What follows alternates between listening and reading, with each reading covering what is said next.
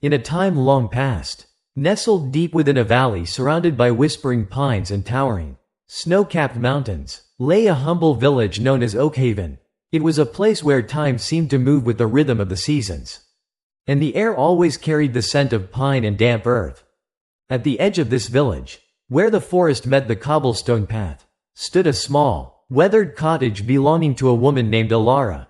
To the casual observer, Elara was simply an old woman with hair the color of winter moonlight and a face etched with the deep lines of time. Yet, there was something undeniably captivating about her. Her eyes were not dim with age, instead, they sparkled with a vibrant, piercing blue, shining with a kindness that felt like a warm embrace. She lived alone near the great ancient oak tree, yet she was the heartbeat of joy in Oakhaven. While others complained about the biting cold or the toil of the harvest, Elara could always be found tending to her garden, humming a soft melody, a serene smile forever playing on her lips. Life in Oakhaven was not easy. The villagers were hard-working folk, blacksmiths, farmers, and weavers, burdened by the weight of survival. Droughts would sometimes wither the corn, storms would damage the roofs, and fear was a constant companion for many, hanging over the village like a heavy fog. One gray, overcast afternoon, a young woman named Sarah came rushing down the path toward Elara's cottage.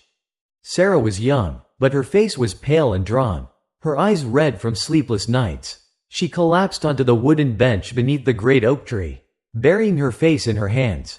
Elara, who had been pruning her rose bushes, approached the young woman softly and placed a gentle hand on her trembling shoulder. "I don't know what to do anymore, Elara," Sarah choked out. "My husband, David, went to the city 3 months ago to find work. He promised to send money. But there has been nothing. The pantry is empty, the children are hungry, and I am terrified. I see him hurt, or finding a new life and forgetting us. What if he never comes back?" Elara listened with deep compassion, then motioned for Sarah to sit upright. "Breathe, my child," she said softly. "When you paint your mind with images of disaster, you invite the shadows into your home. You suffer twice, once in your imagination, and perhaps later in reality. But often, the suffering in your mind is far worse." Elara then began to tell a story. Long ago, there was a traveler who found himself lost in a vast, dark cave. He had no torch and no map.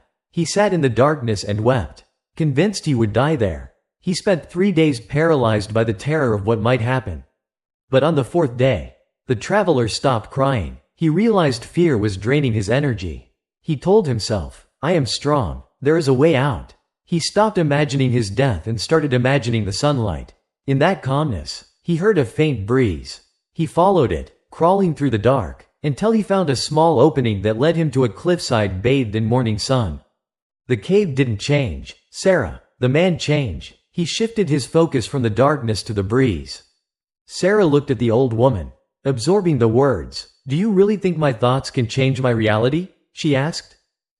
"I know it," Elara replied. "If you wake up saying, 'Today will be a struggle,' you will miss the opportunities right in front of you. But if you wake up saying, 'Today is a gift, and I will find a solution,' you find strength you didn't know you had. Go home, Sarah. Plant seeds of hope in your mind."